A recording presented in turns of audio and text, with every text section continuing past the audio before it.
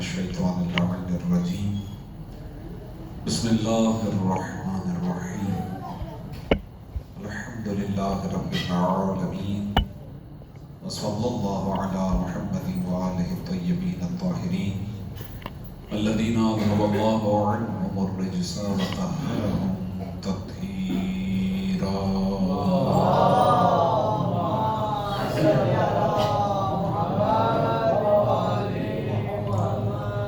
واللعن الدائم على أعدائهم أجمعين أما بعد فقد قال الله تبارك وتعالى في كلامه المجيد وفرقانه الحميد بسم الله الرحمن الرحيم يا أيها الذين آمنوا كتب عليكم الصيام كما كتب على الذين من قبلكم لعلكم تتقون صلوات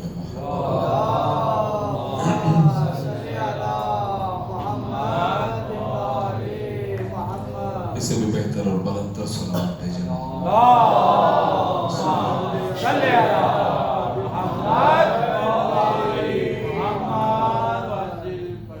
حضرت گرامی قدر ماہ رمضان المبارک کے دروس کا سلسلہ جاری و ساری ہے۔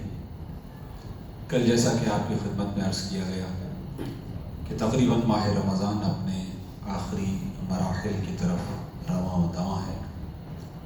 واقعاً اگر آپ صحیفہ سجادیہ جو کہ ہمارے چوتھے امام زین العابدین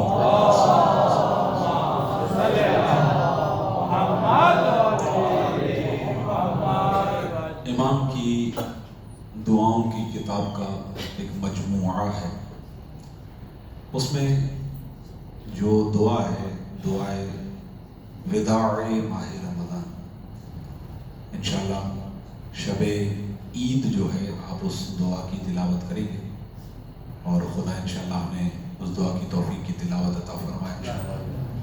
آپ دیکھیے گا تو نہایت ہی واقعاً عجیب دعا ہے۔ امام نے جس القاب سے، جن صفات سے ماہ رمضان المبارک کا ذکر کیا ہے، اور ایک غم کی کیفیت مومن کے لیے، اسی لیے کہ ماہ رمضان جیسا کہ کل آپ کی خدمت میں عرض کیا کہ بعض روایات میں ہے کہ خدا نے اسے کہا ہے کہ یہ میرا مہینہ ہے، اور یہ بھی عرض کیا گیا آپ کی خدمت میں کہ رمضان یہ خدا کے ناموں میں سے ایک نام ہے۔ یہ وہ مہینہ ہے جس میں پروردگار عالم نے اپنے بندوں کو، یعنی میں ابھی آپ کی خدمت میں عرض کروں کہ آپ اور میں ابھی ہم افطاری کر رہے تھے۔ افطاری کے وقت، یہ وقت بڑا اہم ہے۔ سارا دن آپ روزے سے ہیں، لیکن وہ خاص طور پر جو افطاری کا وقت ہے، جیسے جیسے وقت گزرتا ہے بھوک کی شدت میں اور پیاس کی شدت میں اضافہ ہو رہا ہے۔ آپ گھڑی کو دیکھتے ہیں لیکن انتظار کرتے ہیں۔ اب طبیعت اجازت نہیں دے رہی ہوتی ہے، پیاس کی شدت ہے، گلا خشک ہوا اور شکم کی عجب کیفیت ہے، بھوک لگی ہے، لیکن آپ انتظار کر رہے ہیں کہ جب تک وقت نہیں ہوگا اس وقت تک نہ کھاؤں گا نہ پیوں گا۔ خدا کو یہ ادا بڑی پسند ہے، جو بندہ خدا کے لیے امساک کرتا ہے، اپنے آپ کو روکتا ہے، یہ ادا بڑی پسند ہے۔ انبیاء میں ایک نبی ہے جن کا لقب ہے کلیم اللہ، یہ حضرت موسیٰ کا لقب ہے کلیم اللہ۔ کلیم کہتے ہیں کلام کرنے والے کو، کلیم بے معنی ہے یوں کہہ لیجئے کہ وہ شخص جس سے کلام کیا جائے، کیونکہ حضرت موسیٰ نے براہ راست، حضرت موسیٰ سے براہ راست پروردگار نے خطاب کیا۔ قرآن میں آیت بھی ہے، یا موسیٰ انی انا اللہ۔ حضرت موسیٰ گزر رہے تھے، آواز آئی، اے موسیٰ میں اللہ۔ پریشان ہوئے، ایک درخت سے آواز آئی۔ خدا کی جو صفات ہیں، صفات ثبوتیہ، ان صفات میں ایک صفت ہے متکلم، اور متکلم کا مطلب یہ ہوتا ہے کہ خدا یہ طاقت رکھتا ہے، قوت رکھتا ہے، اس کے پاس یہ ہے صلاحیت کہ وہ اپنی مخلوقات میں سے جس شے کے ذریعے سے چاہے کلام کر سکتا ہے، متکلم ہے، قدرت ہے اس کے پاس. تو درخت کے ذریعے سے حضرت موسیٰ سے کلام ہوا. اچھا پھر حضرت موسیٰ کوہ طور پر جاتے تھے، اب آواز آ رہی ہے، حضرت موسیٰ جواب دے رہے ہیں، اس لیے لقب قرار پایا کلیم اللہ، کہ اللہ براہ راست حضرت موسیٰ سے کلام کرتا ہے. اب غور فرمائیے گا، میں بات کر رہا تھا وقت افطار کی. روایات میں ہے کہ پروردگار عالم جب حضرت موسیٰ سے کلام کرتے تھے، براہ راست کلیم بھی کہا جا رہا ہے، پھر بھی اس کے باوجود روایت ہے کہ موسیٰ اور خدا فرماتا ہے میرے اور موسیٰ کے درمیان بھی 70 فرشتوں کا فاصلہ تھا. براہ راست ہم کلیم اللہ کہہ رہے ہیں، اللہ سے کلام بھی ہو رہا ہے حضرت موسیٰ کا، لیکن بعد میں روایت ہے کہ میرے اور موسیٰ کے درمیان 70 ملائکہ 70 فرشتوں کا فاصلہ ہے. لیکن جب رسول اللہ کی امت میں ایک روزے دار روزہ رکھ کے بالکل افطاری سے کچھ دیر پہلے جب دعا کرتا ہے تو پروردگار ارشاد فرماتا ہے اس بندے کے درمیان اور میرے درمیان کوئی فاصلہ نہیں ہوتا ہے، کوئی فاصلہ نہیں، بالکل وہ میرے قرب میں آ چکا ہے وہ بندہ جو دعا مانگتا ہے. اسی لیے آپ دیکھیے کہ بڑی چھوٹی چھوٹی دعائیں اہل بیت نے سکھائی ہیں. میں بھی آپ کو 2 دن سے زحمت دے رہا ہوں کہ نماز مغرب کے بعد بڑی تیزی سے سورہ مبارک قدر کی تلاوت کرتا ہوں. بہت زیادہ فضیلت ہے سورہ مبارک قدر کی افطار کے وقت تلاوت کرنے کی. ظاہر ہے کہ 10-12 سیکنڈ کے اندر ہو جاتی ہے، تو اسی لیے زحمت دے رہا ہوں میں آپ کو 2-4 دن سے. غور فرمائیے گا، بڑی فضیلت ہے اس کی. یعنی یہ وقت بہت ہی تھوڑا تھوڑا کر کے جیسے جیسے افطاری کے وقت قریب آتا ہے، یہ دعا کی قبولیت کا وقت ہے. اس وقت کے اندر ایک لہجے کے اندر، چھوڑ دیجئے پورا ماہ رمضان، شب قدر، شب جمعہ، جتنا پروردگار کا فضل ماہ رمضان میں ہو رہا ہے وہ اپنے مقام پر، فقط افطاری کا جو وقت ہے اس وقت پروردگار ایک ایک لہجے کے اندر 6 لاکھ افراد کو جہنم کی آگ سے آزاد کر دیتا ہے. اس قدر یہ وقت خدا کی رحمت کا وقت ہے. تو آپ دیکھیے کہ پروردگار کی رحمت کا دسترخوان ماہ رمضان میں کس طرح بچھا ہے. کوئی آئے اس کے لیے موقع ہے، بہترین موقع ہے کہ وہ آئے اور اپنے آپ کو بخشوائے. اب آئیے اذان گرامی قدر، یہ جب آپ نے سن لیا، میں نے 3 سے 4 جہتیں عرض کی کہ اتنا بہترین وقت، اتنا بہترین ظرف. اب یہاں پر ایک ختمی مرتبت کیا ایک طولانی خطبہ ہے، اور ممکن ہے کہ یہ خطبہ آپ نے تفصیلی اسی ممبر سے علماء سے سنا.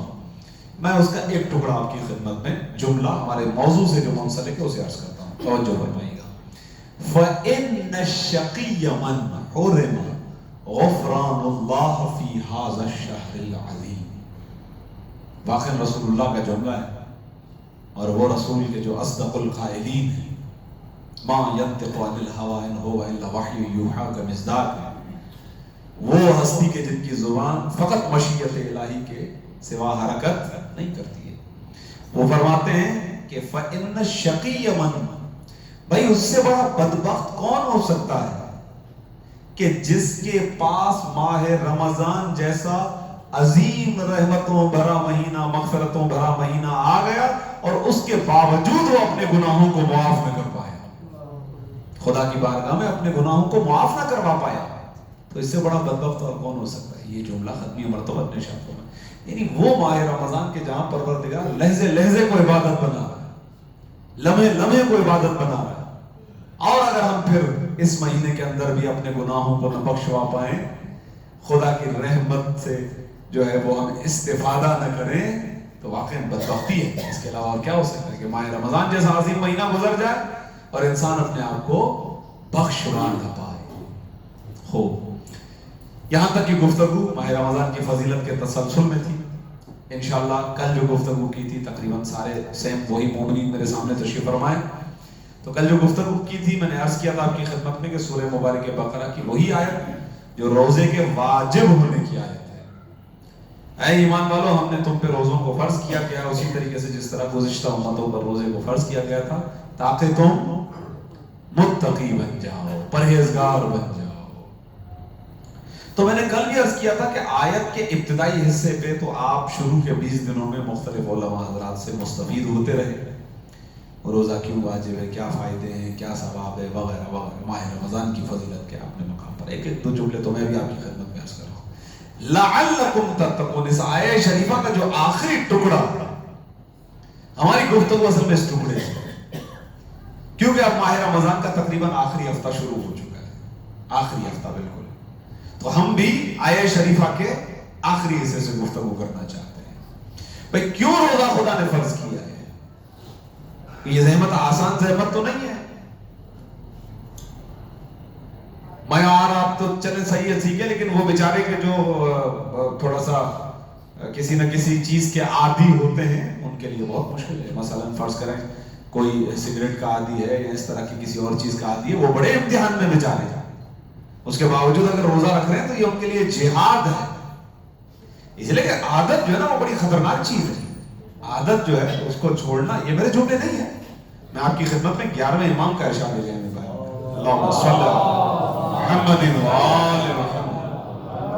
मौला फरमाते हैं कि मोजिज़े से कम नहीं है आदत को छोड़ना।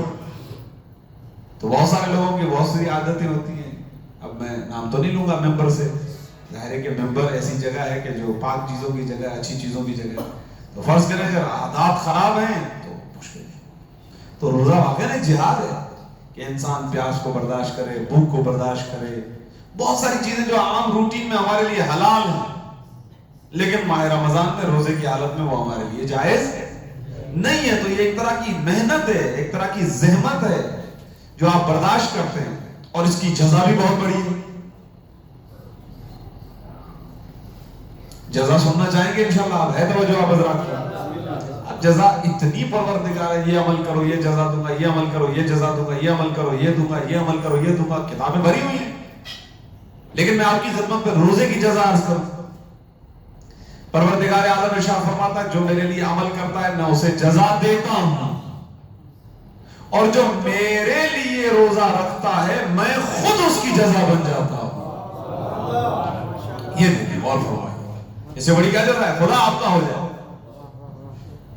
देखिए ये बहुत है, और जो कि हम हुसैनी भी है ना, हमें ये ज्यादा बात इसलिए समझ में आएगी कि हम इमाम हुसैन से समझें।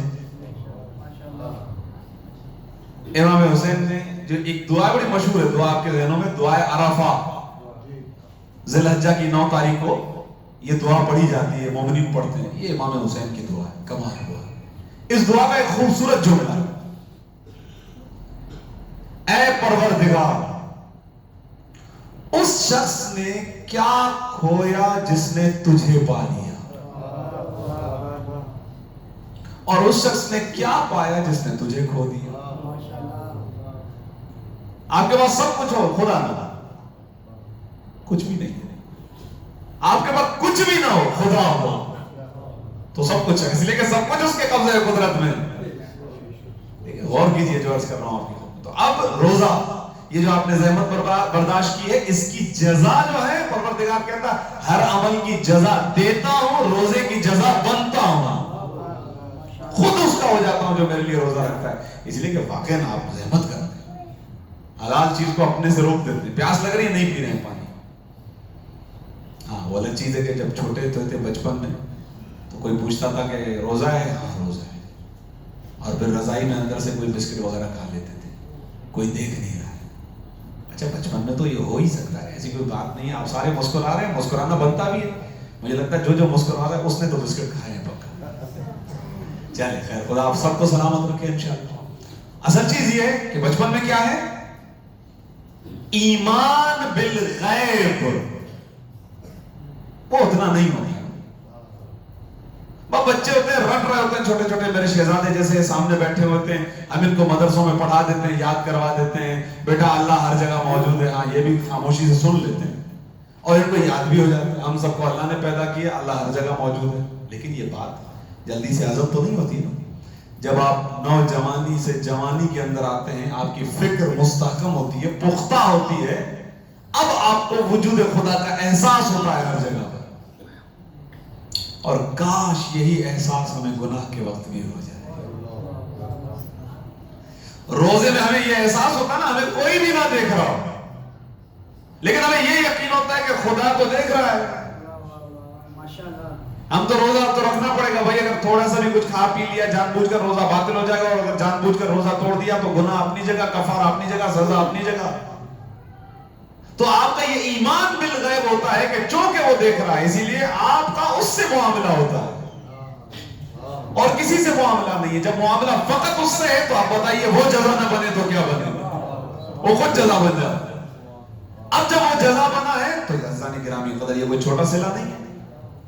تو میں نے جملہ کہا، اس جملے سے میں گزر رہا ہوں، لیکن یہ بڑا ہدیہ ہے آپ کے لیے. خدا کرے ایسا ہو کہ یہی ایمان بالغیب گناہ کے وقت بھی پختہ ہو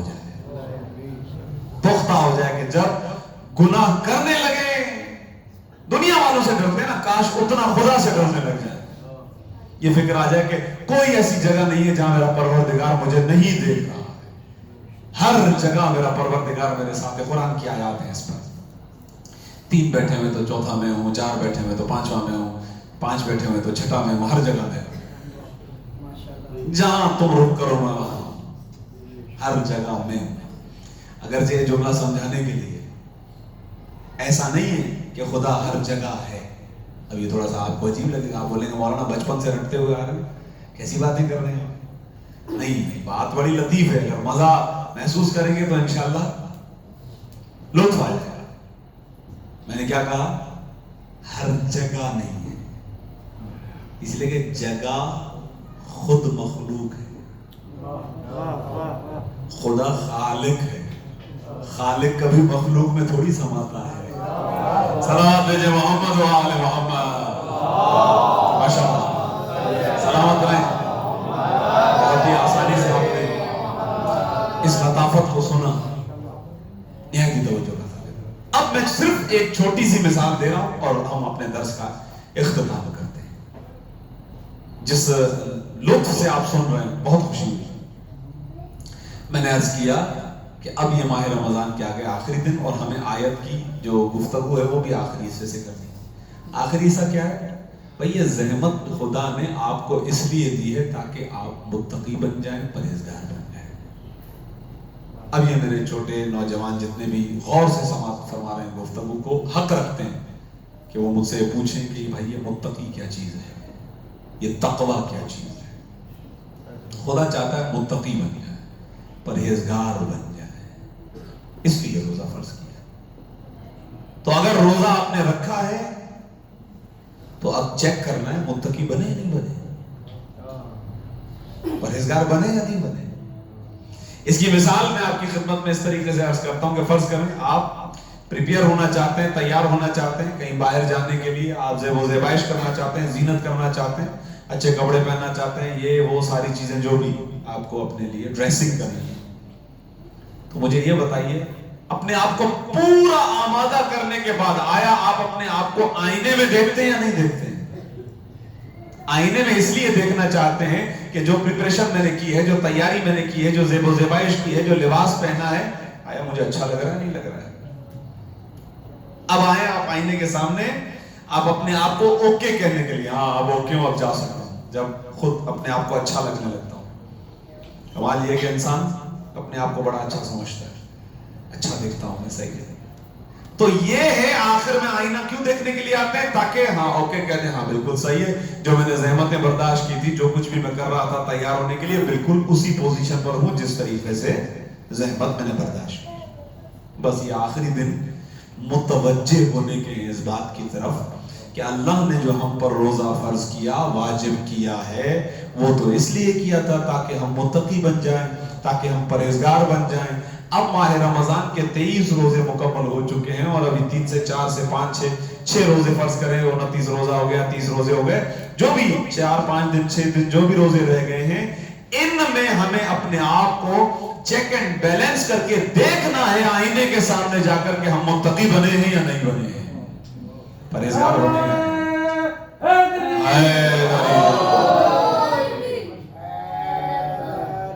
اب بہت ہی آسان مختصر چھوٹی تعریف سنیے تقویٰ کی.